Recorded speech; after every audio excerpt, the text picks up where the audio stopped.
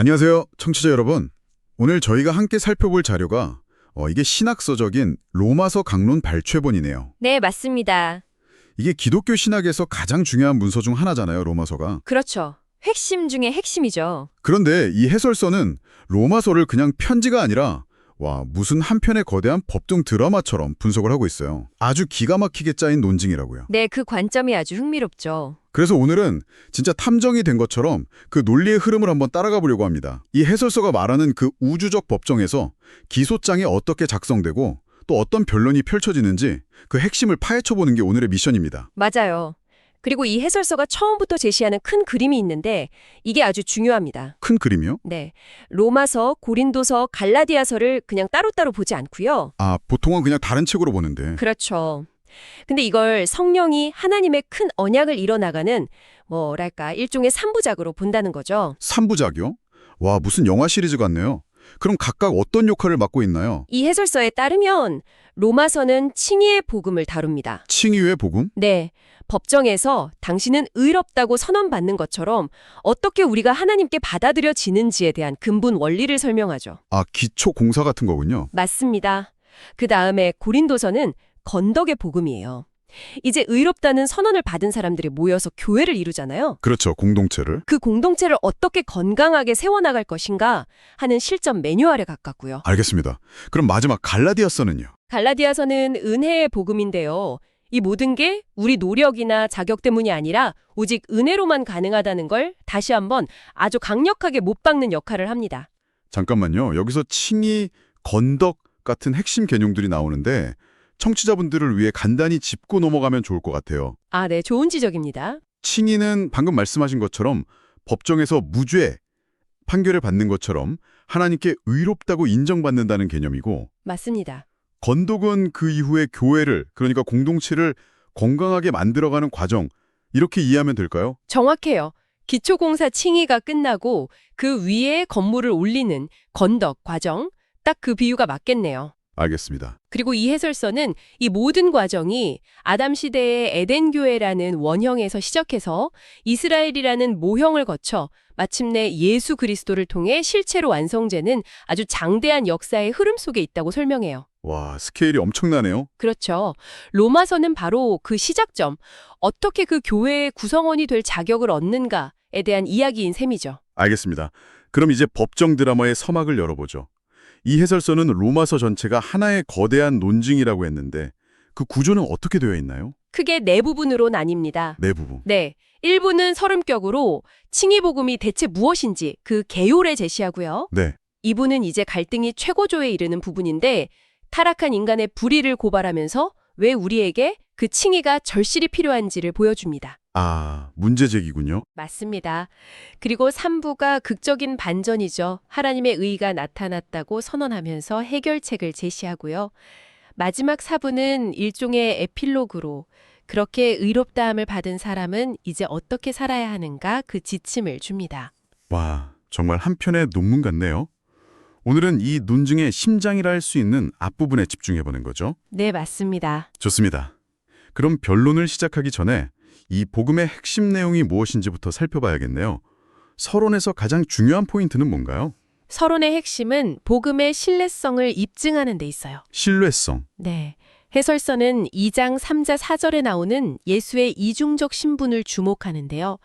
육신으로는 다윗의 혈통, 그리고 성결 영으로는 부활을 통해 능력 있는 하나님의 아들로 인정되었다는 구절이죠.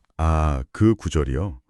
그냥 들으면 좀 복잡한 신학적 선언처럼 들리는데 이걸 좀 풀어주시겠어요? 물론이죠.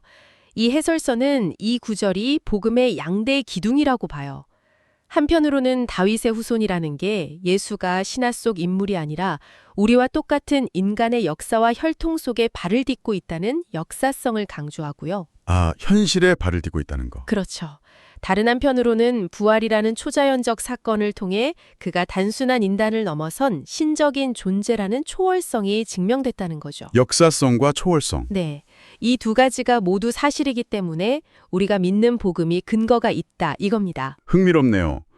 그리고 또 하나, 사도 바울이 자신을 모든 사람에게 빚진 자라고 표현한 부분도 인상 깊었어요. 네. 그 부분도 아주 중요해요.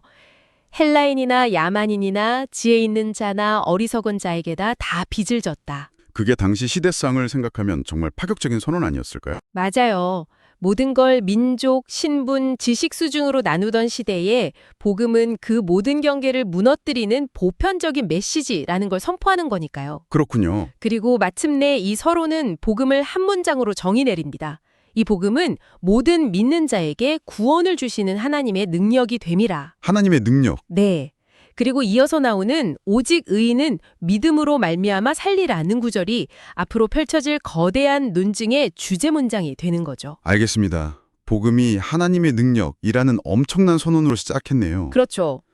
그런데 이 선언이 의미가 있으려면 우리가 왜 그 능력이 절실하게 필요한지에 대한 설명이 먼저 나와야 할 것 같은데요.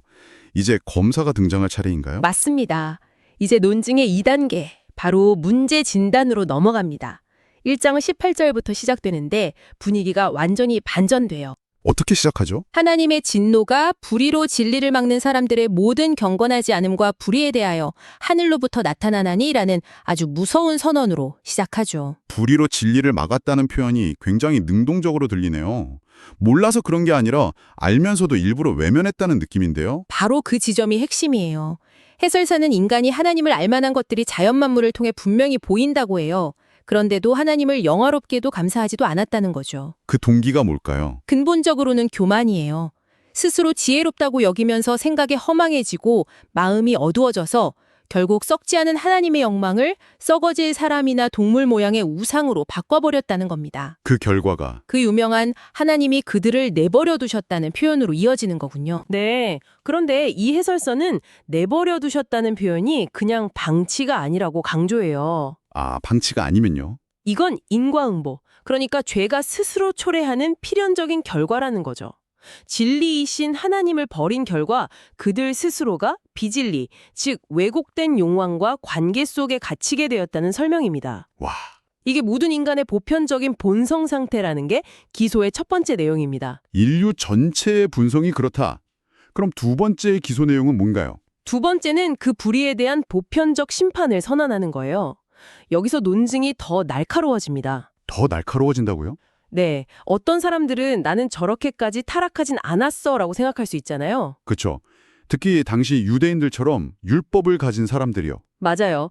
그런데 로마서는 남을 판단하는 바로 그 행위로 너 자신을 정죄한다고 말해요. 판단하는 당신도 똑같은 일을 저지르고 있다는 거죠.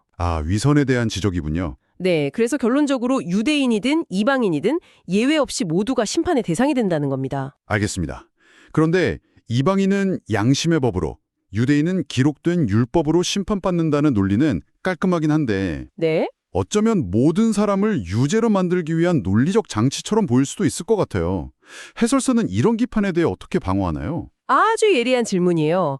이 해설서는 바로 그 지점에서 율법의 목적에 대한 질문으로 넘어갑니다. 율법의 목적. 네, 만약 율법이 모든 사람을 유죄로 만들기 위한 함정이라면 불공평하겠죠.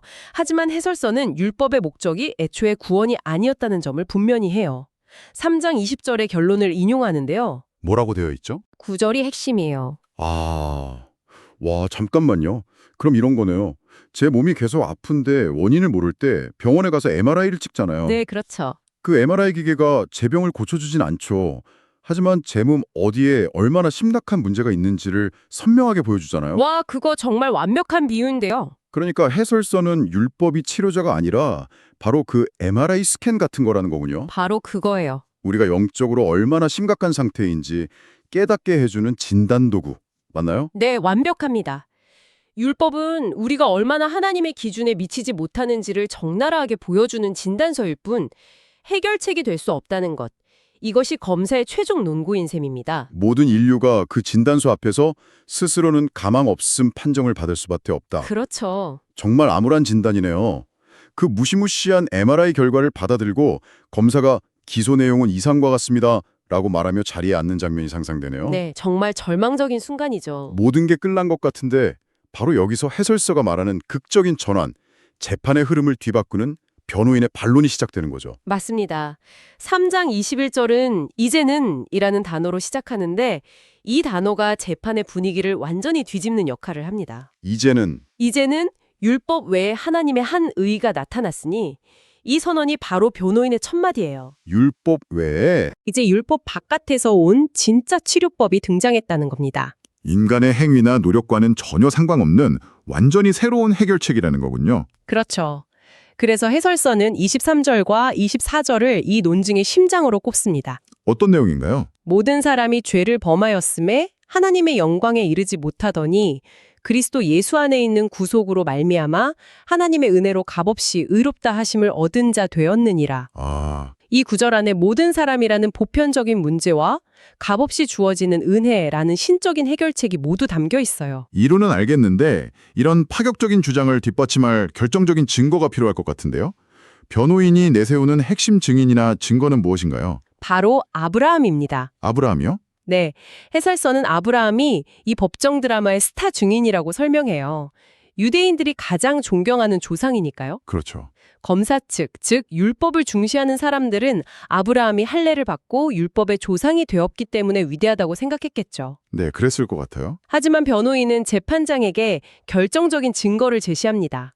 창세기 기록을 보면 아브라함이 하나님께 의롭다고 인정받은 시점은 할례를 받기 훨씬 전이고 방향이 모세의 율법이 주어지기도 수백 년 전이었다는 사실이죠. 와, 그러니까 아브라함을 증인으로 내세운 게 단순히 믿음의 조상이라서가 아니군요. 네, 그 이상이죠. 율법이라는 법 체계가 만들어지기도 전에 믿음만으로 무죄 판결을 받은 역사적인 판례를 제시하면서 행위 기반의 율법 시스템 전체를 근본적으로 무너뜨리려는 전략이었네요. 바로 그겁니다. 이건 정말 논증의 스케일이 다르네요. 그렇죠.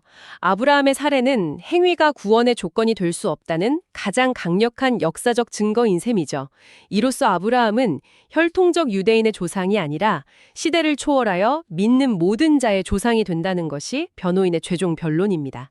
행위의 법정은 패정되고 이제 은혜와 믿음의 법정이 열렸다. 이런 선언이군요. 네, 맞습니다. 오늘 이 해설서를 통해 살펴본 로마서의 논리적 흐름을 다시 한번 정리해 보겠습니다. 네, 먼저 큰 그림이 있었죠.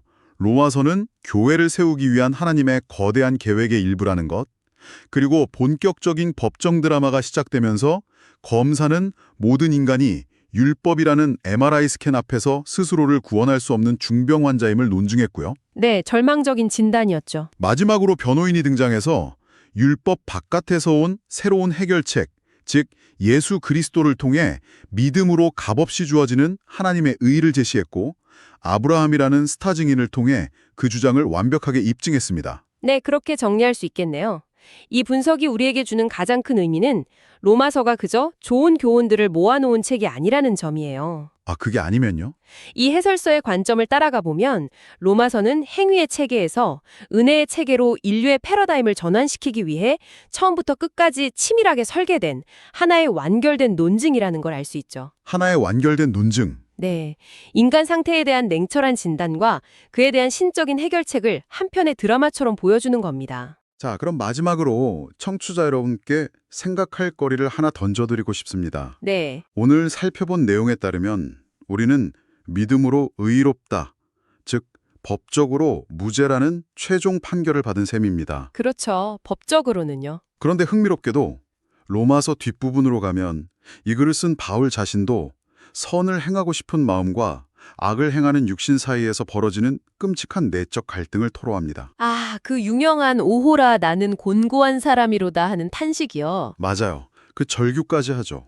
사실 이건 신학적인 논의를 떠나서 누구나 공감할 만한 지점인 것 같아요. 새해 목표를 세우고 3일 만에 무너지는 바로 그 느낌이랄까요? 네, 아주 익숙한 느낌이죠. 만약 법정에서 칭의라는 무죄 판결이 단번에 내려진 완성된 사건이라면 그 이후에도 우리 안에서 계속되는 이 치열한 내적 싸움은 우리가 받은 새 생명의 본질에 대해 과연 무엇을 말해주고 있는 걸까요? 아주 중요한 질문이네요. 이 질문은 오늘 다룬 의의 법적 선언을 넘어 그 의의 실제적 능력에 대한 다음 논의로 우리를 자연스럽게 이끌어갑니다.